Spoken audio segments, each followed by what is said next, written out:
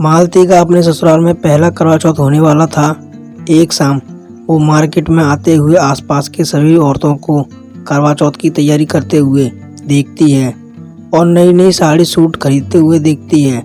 तो वो भी घर आकर अपनी सासू माँ से कहती है, माँ जी, बाहर बड़ी रौनक है। मोहल्ले में एक अच्छा सूट वाला आया है, करवा चौथ आने वाला है ना, इसीलिए आप भी मुझे एक अच्छा नया सूट दिलवा दो। शादी के बाद से मैंने एक भी नया कपड़ा नहीं लिया है और करवा चौथ पर तो नया सूट पहनते हैं। बहू, अपने घर के हालात तो तू जानती है। मेरे बेटे सुरेश की कोई नौकरी नहीं है, मजदूरी करके आता है तब जाके रात का चूल्हा जलता है।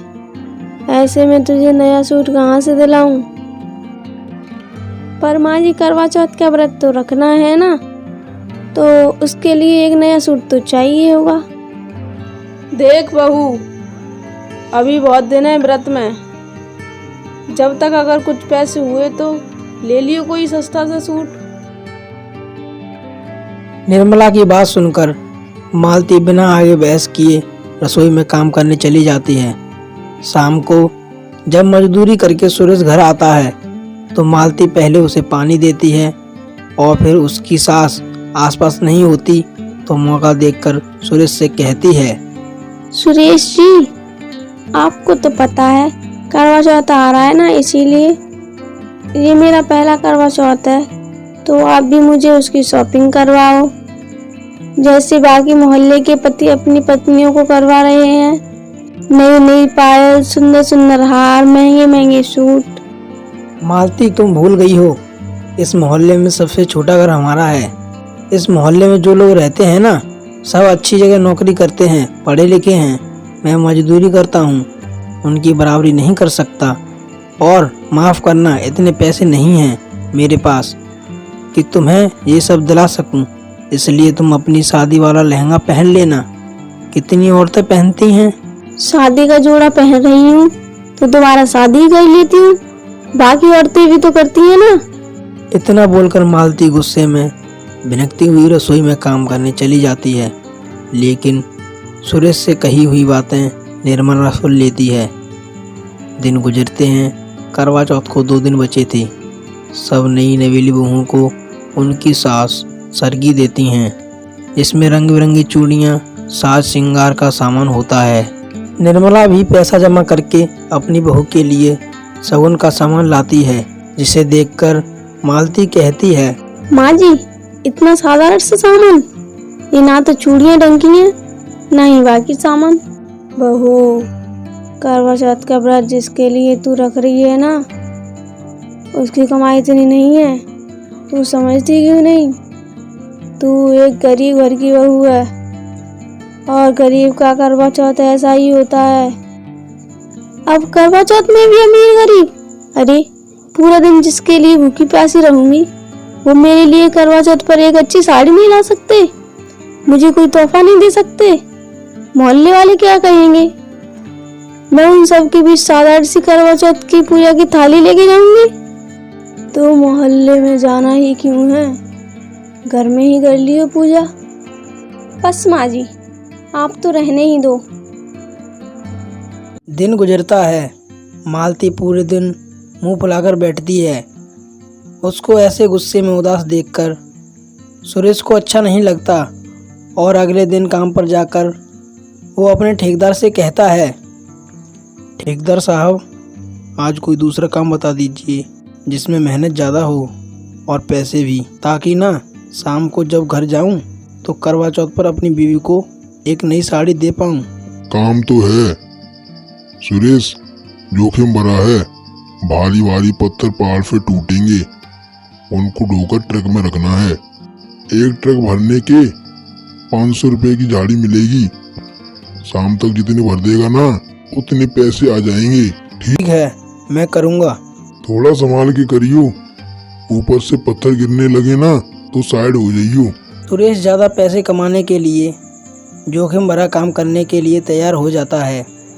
शाम तक वो 5 ट्रक भर देता है, लेकिन काम खत्म होने ही वाला था कि तभी पहाड़ से गिरने वाले पत्थर इतनी तेजी से उसके करीब आते हैं कि सुरेश को भागने का समय नहीं मिलता और एक पत्थर सीधा उसके पैर पर आकर गिर जाता है, जिससे उसके पैर से खून बहने लगता है। ये देखकर ठेकेदार और बाकी के सभी लोग आते हैं और सुरेश को उस जगह से एक साइड बैठाकर ठेकेदार बोलता है, बोला था ना सुरेश, ध्यान से काम करियो। देखा, सारा दिन अच्छे से काम किया और अब जाने का वक्त आया तो चोट लग गई। रुक, मैं डॉक्टर को बुलाता हूँ। नहीं साहब, डॉक्टर आए ना तो 500-600 रुपये पट्टी में लग जाएंगे। मैं कपड़ा बांध लेता हूँ, घर जाकर खुद की बीवी से तेल और हल्दी लगवा लूँगा। ये चोट हल्दी तेल से ठीक नहीं होने वाली। मैं डॉक्टर को बुला देता हूँ, मल्हम पट्टी करवा ले, मैं पैसे दे दूंगा, तू चिंता मत कर।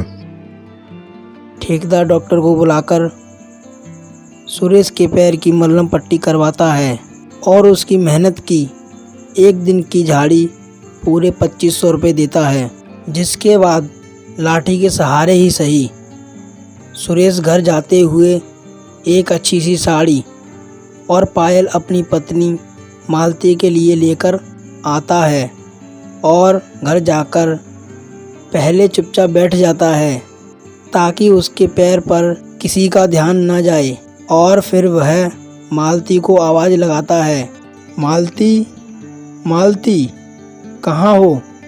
देखो हम तुम्हारे लिए क्या लाए हैं। सुरेश की आवाज़ सुनकर मालती और निर्मला रसोई से बाहर आती हैं, जिसके बाद सुरेश मालती को साड़ी और पायल देता है, जिसे देखकर मालती खुश होते हुए कहती है, अरे वाह, इतनी सुंदर पायल साड़ी, ये तो बड़ी महंगी लगती है। आपके पास इतने पैसे कहाँ से आए? कुछ नहीं, बस एक्स्ट्रा काम किया था। अच्छा, एक्स्ट्रा काम करने से ज्यादा पैसे मिलते हैं तो रोज किया करो ना। खैर, मैं तो साड़ी को खुद पर लगा कर देखती हूँ। मालती खुशी से नाचते हुए कमरे के शीशे के आगे अपने आप को साड़ी में निहारने में लगी, तो वहीं निर्मला, जिसने सुरेश के पैर की पट्टी देख ली थी, मालती के जाते ही पूछने लगी, कहाँ से लाया सुरेश बेटा ये सब? और तेरे पैर में ये पट्टी कैसी है? क्या हुआ है तुझे? बताना, मेरा तो दिल घबरा रहा है। माँ, बस थोड़ा ज़्यादा काम किया था ताकि ना इस गरीब की बीवी का ना करवा चौथ का व्रत अच्छा जाए। क्या काम किया वो तो बता। निर्मला के बार बार पूछने पर सुरेश उसे सब सच बता देता है और ये सब मालती भी कमरे के दरवाजे पर खड़ी सुन लेती है, जिसकी आंखों से आंसू बहने लगते हैं और वो बाहर आकर के सुरेश के पास रोते हुए कहती है, मुझे माफ कर दीजिए सुरेश जी, मेरी जिद के चलते आज आपके इतनी चोट लग गई। अपनी पहली करवा चौथ के चक्कर में मैंने ये सोचा भी नहीं कि अपने पति, जिसके लिए मैं करवा चौथ का व्रत रखने जा रही हूँ, वो मेरे लिए बेकार सी ख्वाहिशों को पूरा करने के लिए अपनी जान खतरे में डाल सकता है।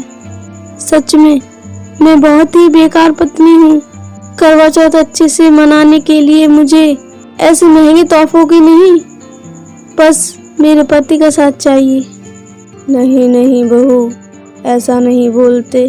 भगवान ने बड़ी अनहोनी को छोटी में ही टाल दिया।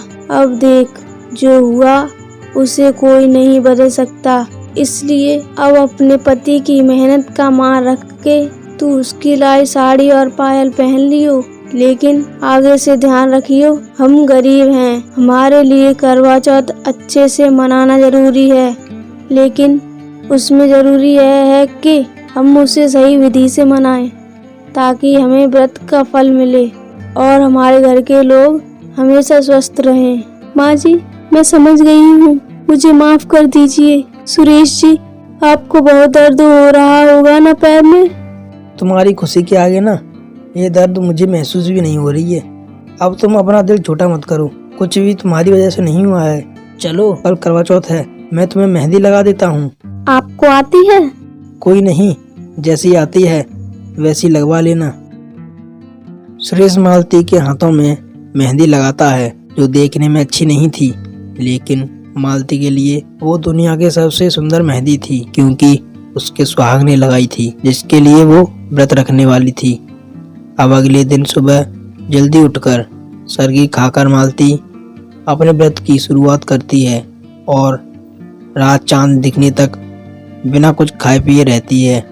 और रात को चांद दिखने पर सुरेश अपने हाथों से पानी पिलाकर उसका व्रत खुलवाता है। मालती भी सुरेश की पूजा करके बाद में उसका आशीर्वाद लेती है और इन दोनों को खुश देखकर निर्मला अपने मन में कहती है, आखिर यही तो होता है गरीबों का करवा चौथ। यहाँ महंगे कपड़ों की और गहनों की दिखावट नहीं, सच्चे प्यार की जरूरत होती है। और मुझे खुशी है कि मेरी बहू बात समय रहते ही समझ गई। जितना है उतने में खुश रहकर मालती अपने करवा चौथ का व्रत पूरा करती है और आगे भी अपने हालातों को जानते हुए कभी अपने पति को कोई फालतू डिमांड नहीं करती, जिसके लिए उसके पति को कोई जोखिम वाला काम करना पड़े। Hello friends, welcome my YouTube channel. मेरा नाम है करण कुमार और आप देख रहे हैं करण कार्टून टीवी।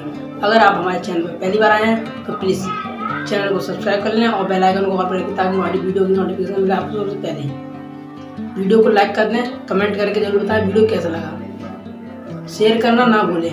इसी के साथ मिलते हैं हम नेक्स्ट वीडियो में, तब तक के लिए बाय बाय।